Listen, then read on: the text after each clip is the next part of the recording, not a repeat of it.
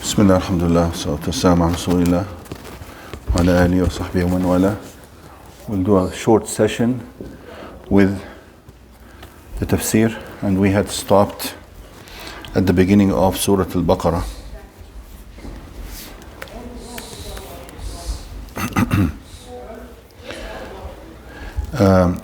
We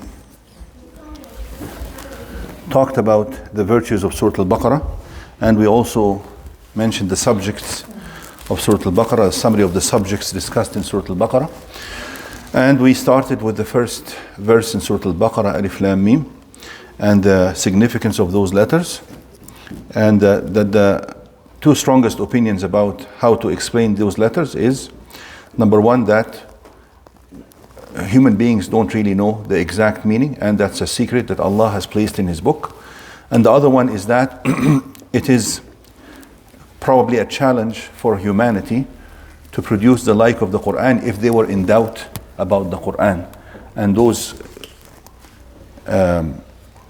disconnected letters like Alif Lam Mim, Alif Lam Mim Ra, Alif Lam Mim Sad, and so on throughout the Quran, scholars have looked into them from the various aspects. They even counted those letters in certain surahs, and they have found some numerical correlations between the number of letters mentioned in the beginning of the surah and throughout the surah. I'll give you a quick example, like Surah Qaf, for instance. The letter Qaf is only mentioned in the beginning of two surahs. That is Surah Qaf and Surah Shura. Qaf wal Quran al-Majid. They counted the number of letter Qaf, how much this letter was mentioned in Surah Qaf. It came out to be, does anybody remember? We talked about that before. Does anybody remember? 57. In Surah Shura, Hamim Ayn Sin Qaf, also letter Qaf is mentioned. Surah Shura is more than double the length of Surah Qaf, maybe 2.5 times the length. And strange enough that the number of letter Qaf in Surah Shura, despite it being more than double the length of Surah Qaf, the number of letter Qaf in Surah Shura is also 57. Quite amazing.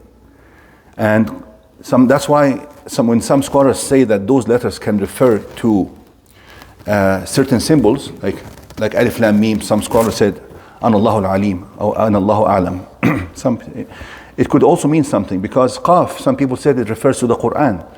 And when they said, and only 2 times Qaf is mentioned is in Surah Shura and Surah Qaf, and 57 plus 57 is how much? 114, which is the number of surahs of the Quran. And the strange thing is that if you look at Surah Qaf, despite it being much shorter than Surah Shura, it would have actually had more Qaf letters than Surah Shura if when Allah talked about Qawm Lut, if He labeled them as Qawm Lut, as they are labeled throughout the Quran, Qawm Lut, Qawm Lut, Qawm Lut, how are they mentioned in Surah Qaf? وأصحاب الرس وثمود وعاد وفرعون لا وأصحاب لوط صح وأصحاب لوط وعاد, but it's not قوم لوط. Can you look it up, please? وأصحاب الرس وعاد وفرعون وأصحاب لوط or something like this, but can you please look it up? But anyhow, if it was mentioned like قوم لوط, the number of letter Qaf in Surah Qaf would have been 58, not 57. So the way that Qawm Lut were mentioned in Surah Qaf was totally different than they were mentioned anywhere else in the Quran. You follow? And that led to the number of letters Qaf in that surah being in such a manner. And why they said these letters refer to the miraculous nature of the Quran is that most of the time those letters are mentioned, the Quran is referred to immediately after. Alif Lam Mim, ذَلِكَ الْكِتَابُ.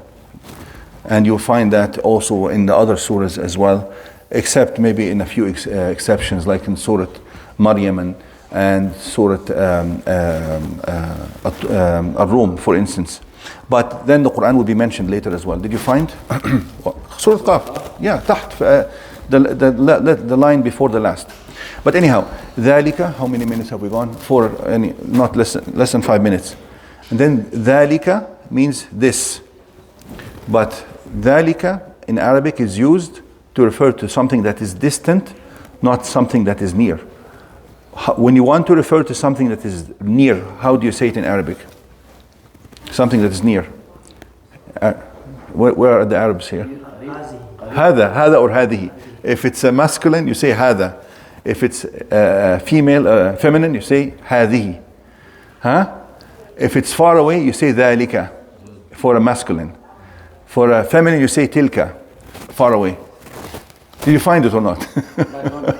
وعاد وفرعون وإخوان لوط. وإخوان لوط. So he didn't say وقوم لوط. This is the only place they are mentioned with the label إخوان لوط, the brothers of Lut, not the people of Lut. You follow? Anyhow, so we'll just take the word ذلك today. They say ذلك refers to something that is different, that is distant. Sorry, that is, they say, because although the Quran is right here, but the distance here, it is the distance in level, because it's so esteemed and elevated and honorable and beyond the reach of any people who intend to corrupt it, for instance, or to challenge it. It cannot be challenged, cannot be corrupted, and also it cannot be grasped by people who are not worthy of it, like people like who have kufr and shirk, polytheism and kufr, and are extremely indulged in sin or extremely indulged in innovation and bid'ah.